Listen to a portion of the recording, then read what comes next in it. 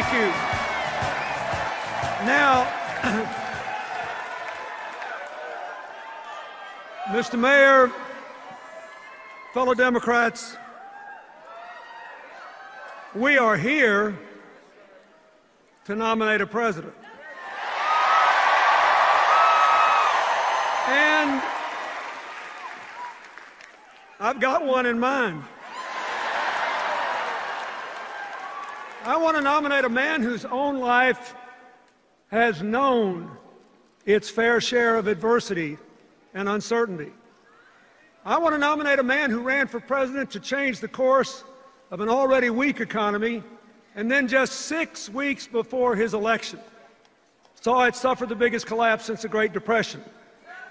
A man who stopped the slide into depression and put us on the long road to recovery, knowing all the while that no matter how many jobs that he saved or created, there'd still be millions more waiting, worried about feeding their own kids, trying to keep their hopes alive.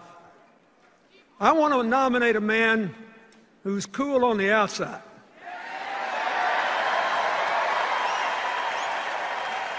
but who burns for America on the inside.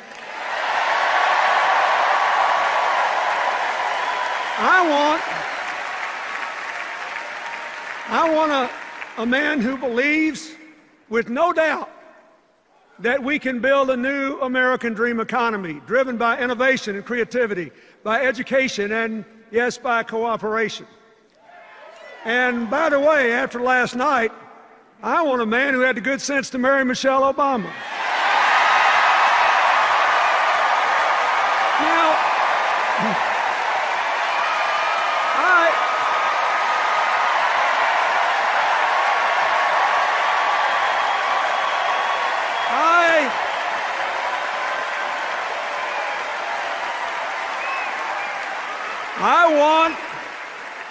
I want Barack Obama to be the next president of the United States. And I proudly nominate him to be the standard bearer of the Democratic Party. Now, folks, in Tampa a few days ago, we heard a lot of talk about how the president and the Democrats don't really believe in free enterprise and individual initiative, how we want everybody to be dependent on the government, how bad we are for the economy. This Republican narrative, its alternative universe, says that every one of us in this room who amounts to anything, we're all completely self-made. One of the greatest chairmen the Democratic Party ever had, Bob Strauss, used to say that every politician wants every voter to believe he was born in a log cabin he built himself. But, as Strauss then admitted, it ain't so. We Democrats, we think the country works better with a strong middle class, with real opportunities for poor folks to work their way into it, with a relentless focus on the future, with business and government actually working together to promote growth and broadly shared prosperity. You see, we believe that we're all in this together is a far better philosophy than you're on your own. Now, so,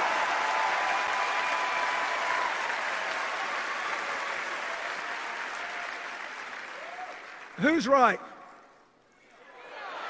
Well, since 1961, for 52 years now, the Republicans have held the White House 28 years, the Democrats 24.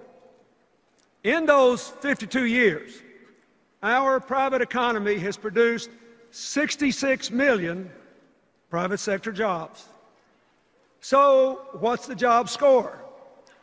Republicans, 24 million, Democrats, 42.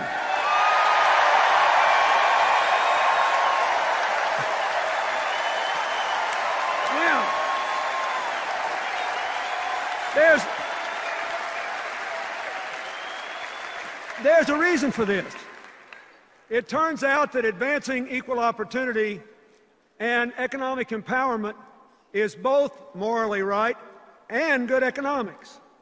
Why? Because poverty, discrimination, and ignorance restrict growth. When you stifle human potential, when you don't invest in new ideas, it doesn't just cut off the people who are affected, it hurts us all. We know that investments in education and infrastructure and scientific and technological research increase growth. They increase good jobs and they create new wealth for all the rest of us. Now, there's something I've noticed lately, you probably have too, and it's this. Maybe just because I grew up in a different time, but though I often disagree with Republicans, I actually never learned to hate them the way the far right that now controls their party seems to hate our president and a lot of other Democrats.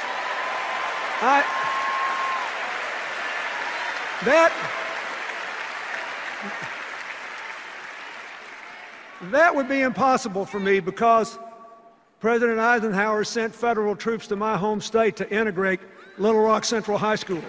President Eisenhower built the interstate highway system. When I was a governor, I worked with President Reagan in his White House on the first round of welfare reform and with President George H.W. Bush on national education goals. I'm actually very grateful to, if you saw from the film what I do today, I have to be grateful, and you should be too, that President George W. Bush supported PEPFAR. It saved the lives of millions of people in poor countries. And I have been honored to work with both Presidents Bush on natural disasters in the aftermath of the South Asian tsunami, Hurricane Katrina, the horrible earthquake in Haiti. Through my foundation, both in America and around the world, I'm working all the time with Democrats, Republicans, and independents. Sometimes I couldn't tell you for the life who I'm working with because we focus on solving problems and seizing opportunities and not fighting all the time. And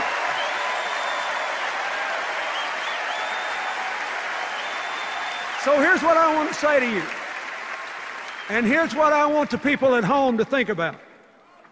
When times are tough and people are frustrated and angry and hurting and uncertain, the politics of constant conflict may be good. But what is good politics does not necessarily work in the real world. What works in the real world is cooperation. What works in the real world is cooperation. Business and government, foundations and universities. Ask the mayors who are here.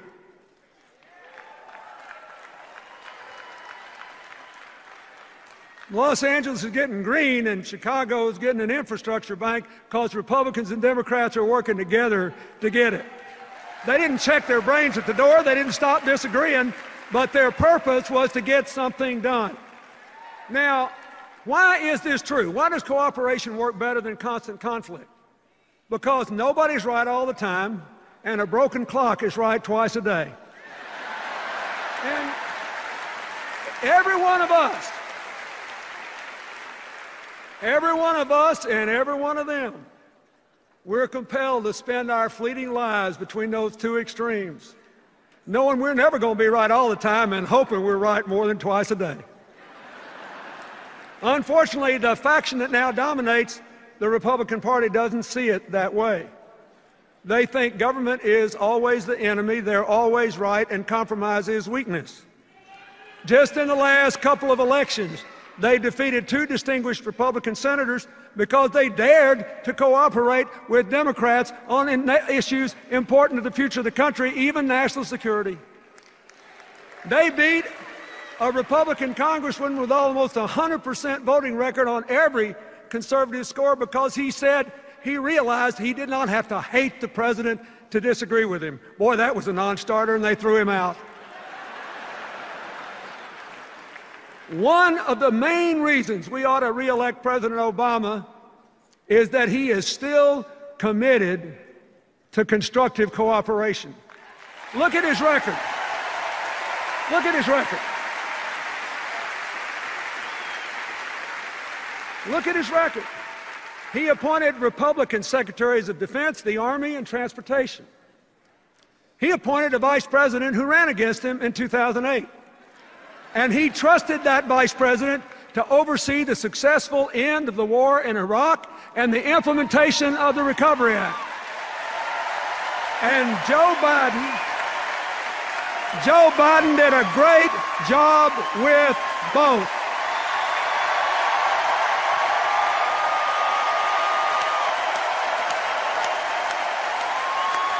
Now,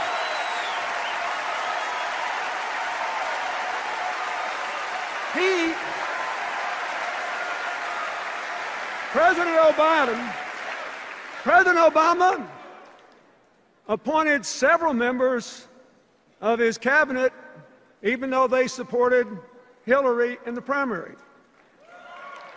Heck, he even appointed Hillary.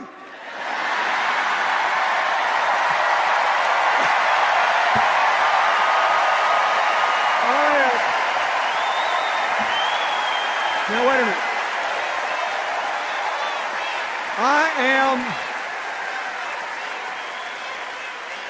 I am very proud of her. I am proud of the job she and the national security team have done for America. I am grateful that they have worked together to make us safer and stronger, to build a world with more partners and fewer enemies.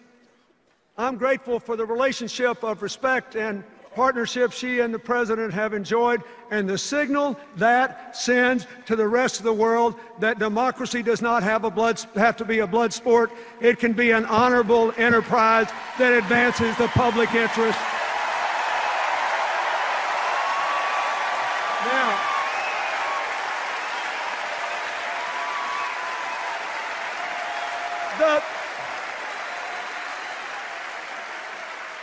Besides the national security team, I am very grateful to the men and women who've served our country in uniform through these perilous times.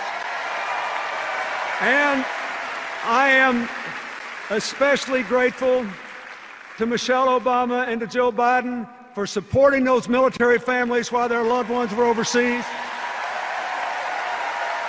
And for supporting our veterans when they came home. When they come home bearing the wounds of war or needing help to find education or jobs or housing. President Obama's whole record on national security is a tribute to his strength, to his judgment, and to his preference for inclusion and partnership over partisanship. We need more of it in Washington, D.C.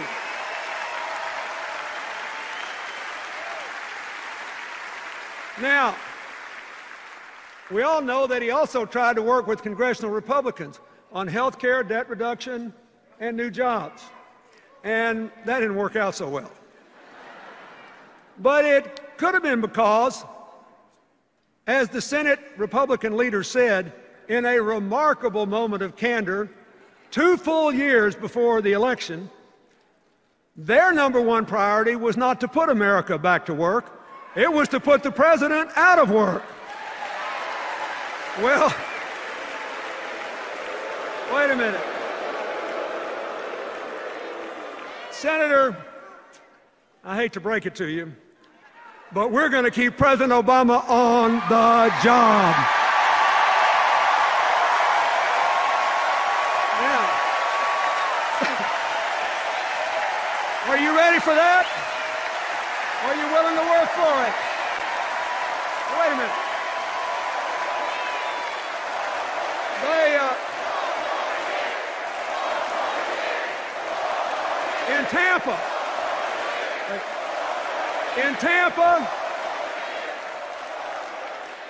In Tampa, did y'all watch their convention? I did.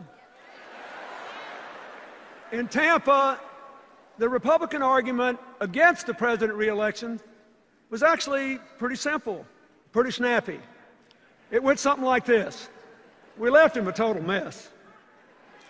He hadn't cleaned it up fast enough, so fire him and put us back in. Now,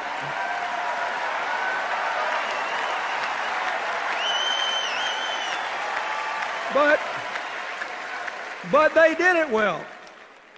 They looked good, they sounded good. They convinced me that they all loved their families and their children and were grateful they'd been born in America and all. Really, I'm not being, they did. And this is important.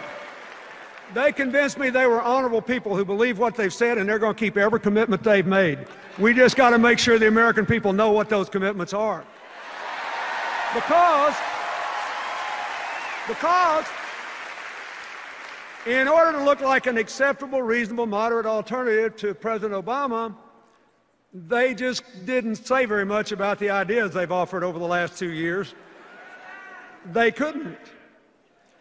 Because they want to go back to the same old policies that got us in trouble in the first place. They want to cut taxes for high-income Americans even more than President Bush did.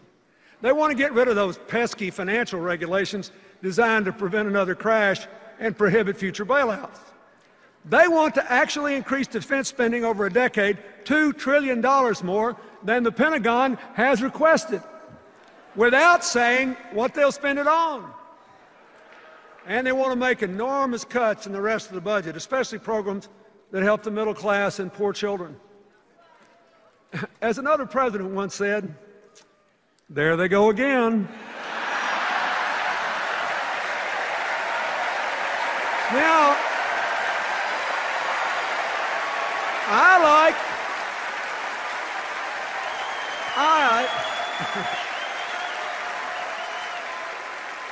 I like the argument for President Obama's re-election a lot better. Here it is. He inherited a deeply damaged economy. He put a floor under the crash. He began the long, hard road to recovery and laid the foundation for a modern, more well-balanced economy that will produce millions of good new jobs, vibrant new businesses, and lots of new wealth for innovators. Now, are we where we want to be today? No. Is the president satisfied? Of course not. But are we better off than we were when he took office? Listen to this. Listen to this. Everybody's forgotten. Everybody's forgotten. When President Barack Obama took office, the economy was in free fall. It had just shrunk 9 full percent of GDP. We were losing 750,000 jobs a month. Are we doing better than that today? The answer is yes. Now look, here's the challenge he faces and the challenge all of you who support him face. I get it. I know it. I've been there. A lot of Americans are still angry and frustrated about this economy. If you look at the numbers, you know employment is growing, banks are beginning to lend again. In a lot of places, housing prices are even beginning to pick up. But too many people do not feel it yet. I had the same thing happen in 1994 and early 95. We could see that the policies were working, that the economy was growing, but most people didn't feel it yet. Thankfully, by 1996, the economy was roaring, everybody felt it, and we were halfway through the longest peacetime expansion in the history of the United States. But, wait. The difference this time is purely in the circumstances. President Obama started with a much weaker economy than I did. Listen to me now. No president, not me, not any of my predecessors, no one could have fully repaired all the damage that he found in just 4 years. Now,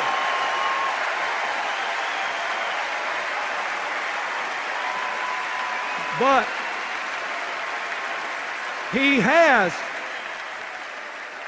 He has laid the foundations for a new, modern, successful economy of shared prosperity.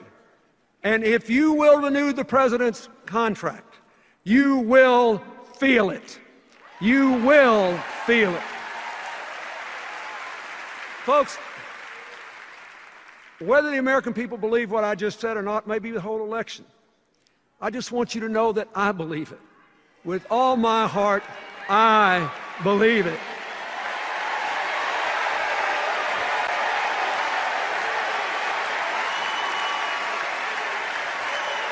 Now, why do I believe it? I'm fixing to tell you why. I believe it because President Obama's approach embodies the values, the ideas, and the direction America has to take to build the 21st century version of the American dream, a nation of shared opportunities, shared responsibilities, shared prosperity, a shared sense of community. So let's get back to the story. In 2010, as the president's recovery program kicked in, the job losses stopped, and things began to turn around. The Recovery Act saved or created millions of jobs and cut taxes, let me say this again, cut taxes for 95% of the American people. In the last 29 months, our economy has produced about 4.5 million private sector jobs. We could have done better, but last year the Republicans blocked the president's job plan, costing the economy more than 1 million new jobs. So here's another job score. President Obama plus 4.5 million. Congressional Republicans, 0. During this period,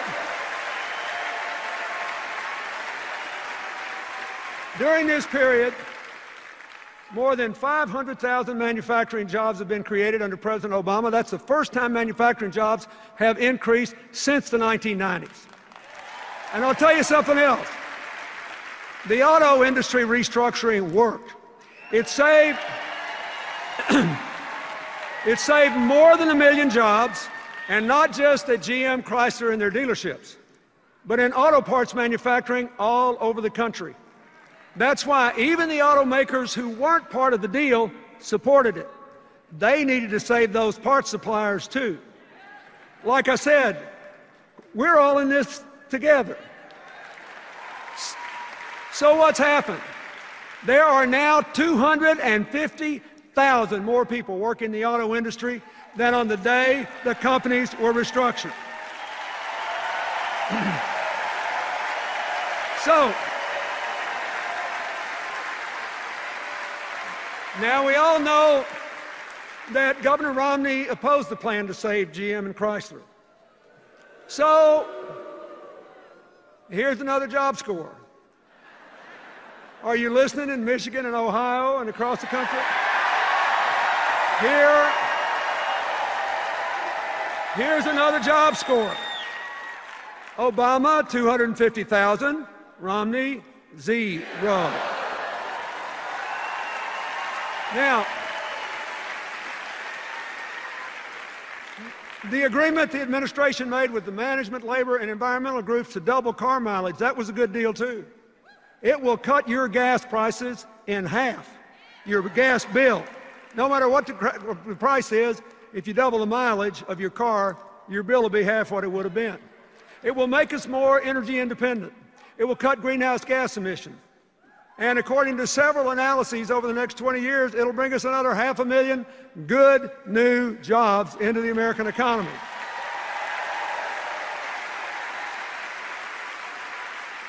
The president's energy strategy, which he calls all of the above, is helping too. The boom in oil and gas production, combined with greater energy efficiency, has driven oil imports to a near 20-year low and natural gas production to an all-time high.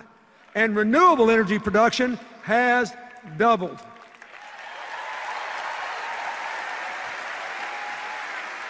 Of course, we need a lot more new jobs, but there are already more than 3 million jobs open and unfilled in America.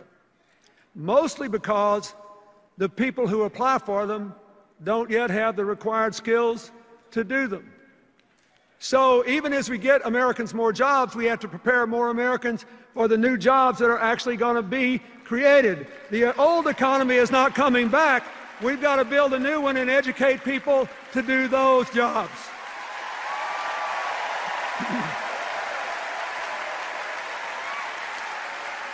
The President and his Education Secretary have supported community colleges and employers in working together to train people for jobs that are actually open in their communities. And even more important, after a decade in which exploding college costs have increased the dropout rate so much that the percentage of our young people with four-year college degrees has gone down so much that we have dropped to 16th in the world in the percentage of young people with college degrees. So, the President's student loan reform is more important than ever. Here's what it does. Here's what it does. You need to tell every voter where you live about this. It lowers the cost of federal student loans, and even more important, it gives students the right to repay those loans as a clear, fixed, low percentage of their income for up to 20 years. Now, what does this mean?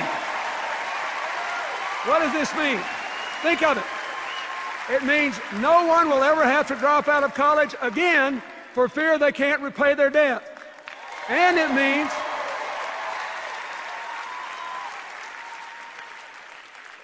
means that if someone wants to take a job with a modest income, a teacher, a police officer, if they want to be a small town doctor in a little rural area, they won't have to turn those jobs down because they don't pay enough to repay the debt.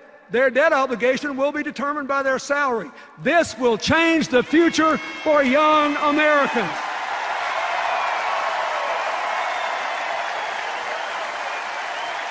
I don't know about you, but on all these issues, I know we're better off because President Obama made the decisions he did. Now, that brings me to health care. Now the Republicans call it derisively Obamacare. They say it's a government takeover, a disaster, and that if we'll just elect them, they'll repeal it. Well, are they right?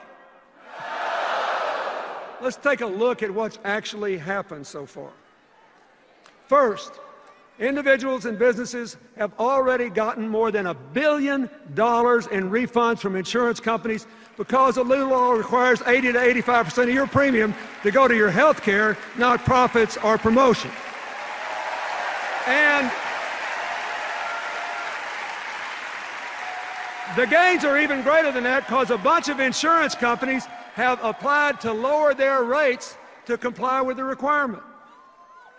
Second, more than 3 million young people between 19 and 25 are insured for the first time because their parents' policies can cover them. Third, millions of seniors are receiving preventive care, all the way from breast cancer screenings to tests for heart problems and scores of other things, and younger people are getting them too. Fourth, soon the insurance companies, not the government, the insurance companies will have millions of new customers, many of them middle-class people with pre-existing conditions who never could get insurance before. Now, finally, listen to this. For the last 2 years, after going up at 3 times the rate of inflation for a decade, for the last 2 years, health care costs have been under 4% in both years for the first time in 50 years. So,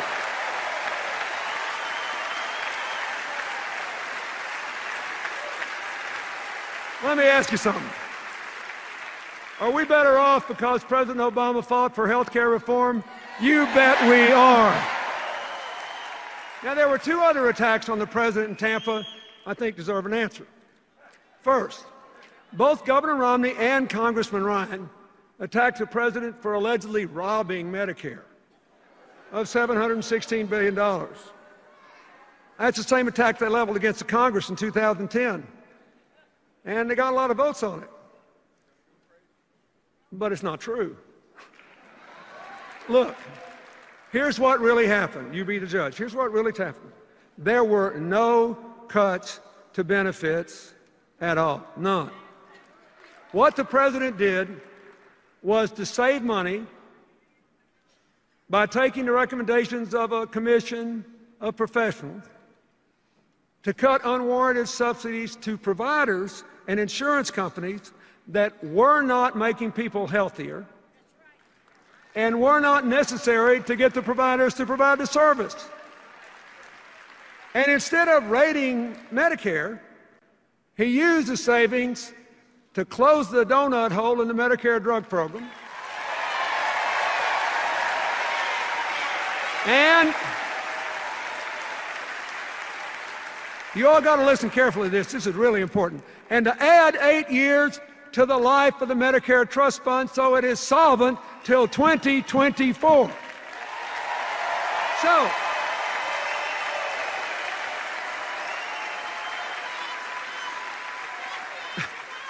So President Obama and the Democrats didn't weaken Medicare, they strengthened Medicare. Now, when Congressman Ryan looked into that TV camera and attacked President Obama's Medicare savings as, quote, the biggest, coldest power play, I didn't know whether to laugh or cry. Because that $716 billion is exactly to the dollar the same amount of Medicare savings that he has in his own budget.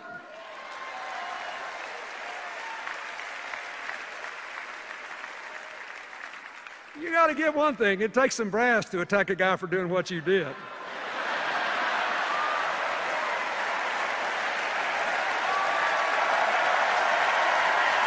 Now,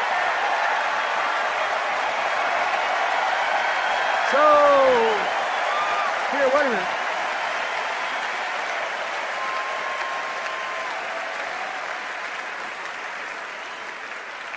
Now you're having a good time, but this is getting serious. I want you to listen.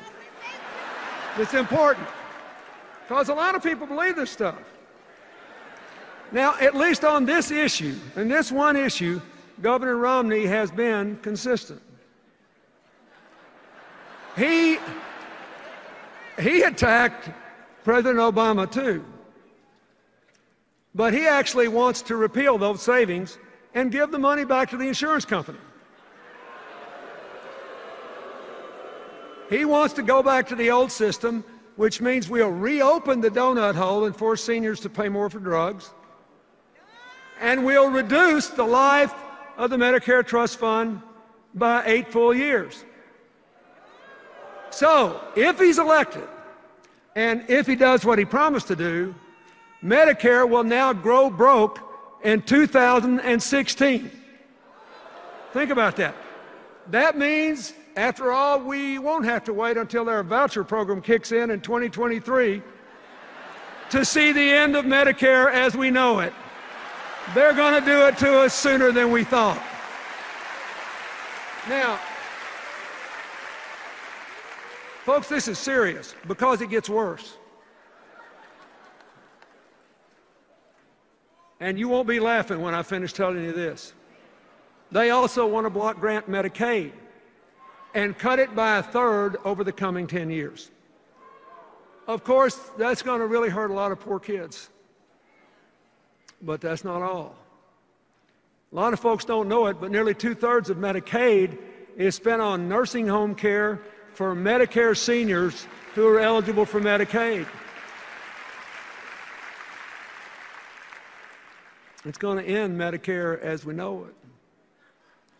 And a lot of that money is also spent to help people with disabilities, including a lot of middle-class families whose kids have Down syndrome or autism or other severe conditions.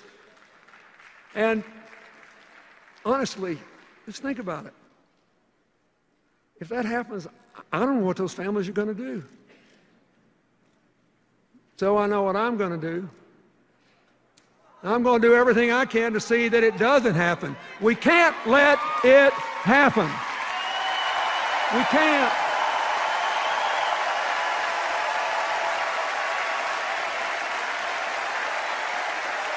Now, wait a minute.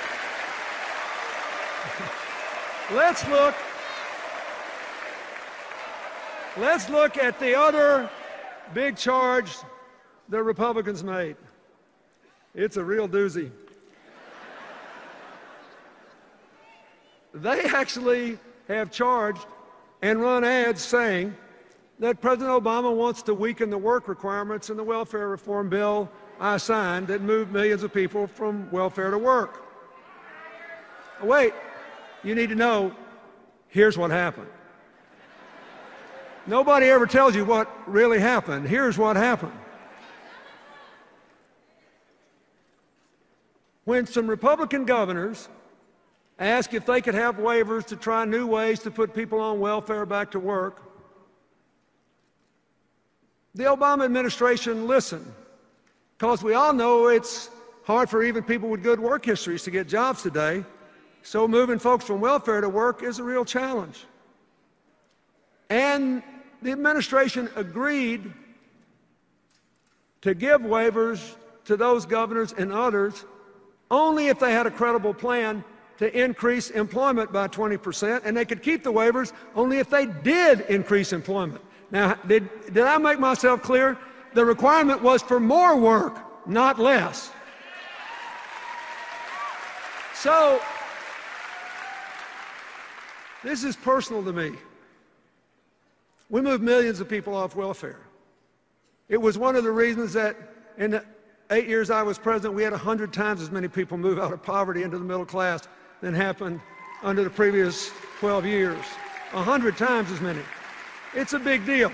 But I am telling you, the claim that President Obama weakened welfare reform's work requirement is just not true. But they keep on running ads claiming it. You want to know why? Their campaign poster said, "We are not going to let our campaign be dictated by fact checkers." Now, finally I can say that is true.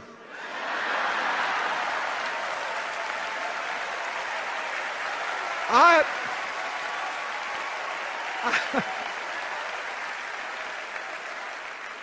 couldn't have said it better myself. And I hope you and every American within the sound of my voice remembers it every time they see one of those ads and it turns into an ad to re-elect Barack Obama and keep the fundamental principles of personal empowerment and moving everybody who can get a job into work as soon as we can. Now,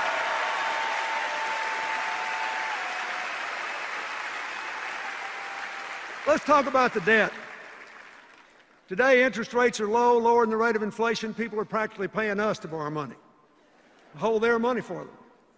But it will become a big problem when the economy grows and interest rates start to rise. We've got to deal with this big long-term debt problem, or it will deal with us. It'll gobble up a bigger and bigger percentage of the federal budget we'd rather spend on education and health care and science and technology. We got to deal with it. Now, what has the president done? He has offered a reasonable plan of $4 trillion in debt reduction over a decade, with $2.5 trillion coming from, for every $2.5 trillion in spending cuts, he raises $1 in new revenues, 2.5 to 1. And he has tight controls on future spending. That's the kind of balanced approach proposed by the Simpson-Bowles Commission, a bipartisan commission. Now, I think this plan is way better than Governor Romney's plan. First, the Romney plan fails the first test of fiscal responsibility. The numbers just don't add up. I mean, consider this. What would you do if you had this problem? Somebody says, oh, we got a big debt problem, we got to reduce the debt. So what's the first thing he says we're going to do? Well, to reduce the debt, we're going to have another $5 trillion in tax cuts, heavily weighted to upper income people. So we'll make the debt hole bigger before we start to get out of it. Now, when you say, what are you going to do about this $5 trillion you just added on? They say, oh, we'll make it up by eliminating loopholes in the tax code. So then you ask, well, which loopholes and how much? You know what they say? See me about that after the election. I'm not making it up. That's their position. See me about that after the election. Now, people ask me all the time how we got 4 surplus budgets in a row. What new ideas did we bring to Washington? I always give a one-word answer. Arithmetic.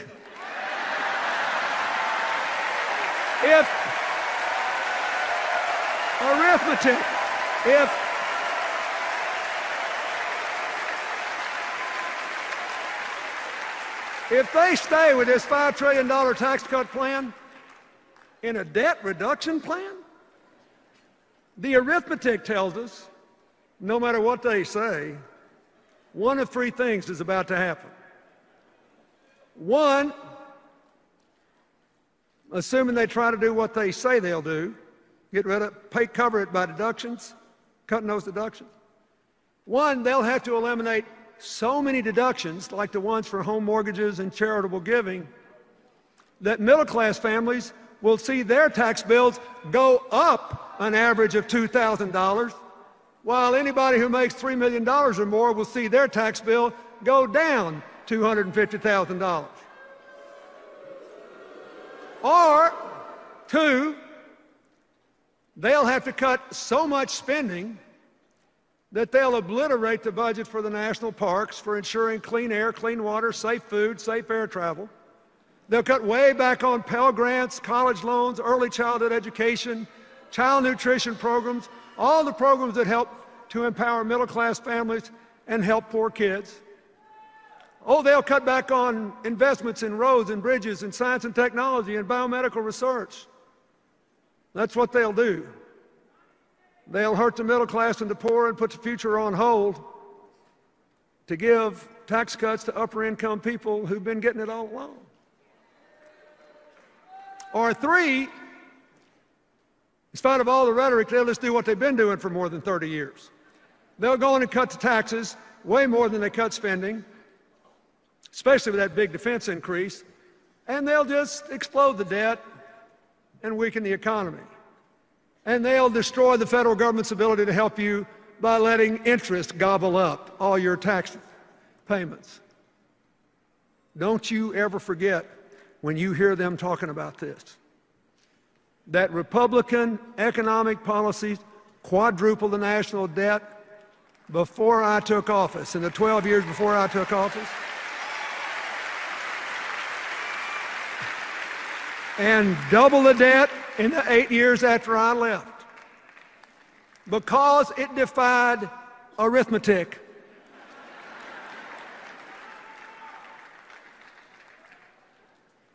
It was a highly inconvenient thing for them in our debates that I was just a country boy from Arkansas, and I came from a place where people still thought 2 and 2 was 4. It's arithmetic. We simply cannot afford to give the reins of government to someone who will double down on trickle down. Now, think about this. President Obama's plan cuts the debt, honors our values, brightens the future of our children, our families, and our nations. It's a heck of a lot better. It passes the arithmetic test, and far more important, it passes the values test. My fellow Americans, all of us in this grand hall, and everybody watching at home, when we vote in this election, we'll be deciding what kind of country we want to live in. If you want a winner-take-all, you're on your own society, you should support the Republican ticket. But if you want a country of shared opportunities and shared responsibility, we're all in this together society, you should vote for Barack Obama and Joe Biden. If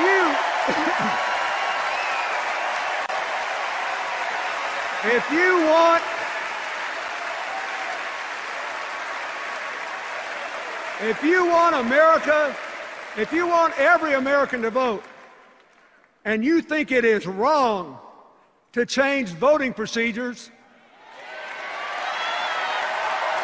just to reduce the turnout of younger, poorer, minority, and disabled voters, you should support Barack Obama.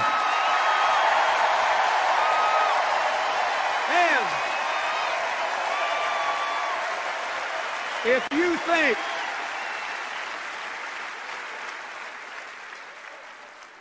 if you think the president was right to open the doors of American opportunity to all those young immigrants brought here when they were young so they can serve in the military or go to college, you must vote for Barack Obama.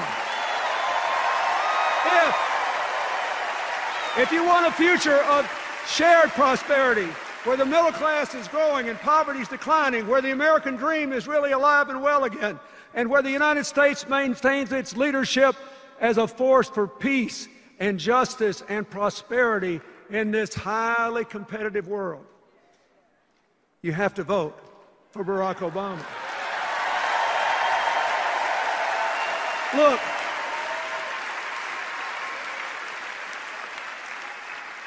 I love our country so much, and I know we're coming back. For more than 200 years, through every crisis, we've always come back. People have predicted our demise ever since George Washington was criticized for being a mediocre surveyor with a bad set of wooden false teeth. And so far, every single person that's bet against America has lost money, because we always come back. We come through every fire a little stronger and a little better. And we do it a little stronger and a little better.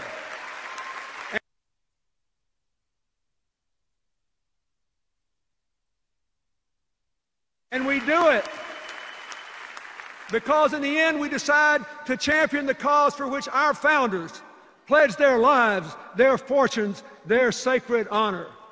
The cause of forming a more perfect union. My fellow Americans, if that is what you want, if that is what you believe, you must vote and you must re-elect President Barack Obama. God bless you, and God bless America.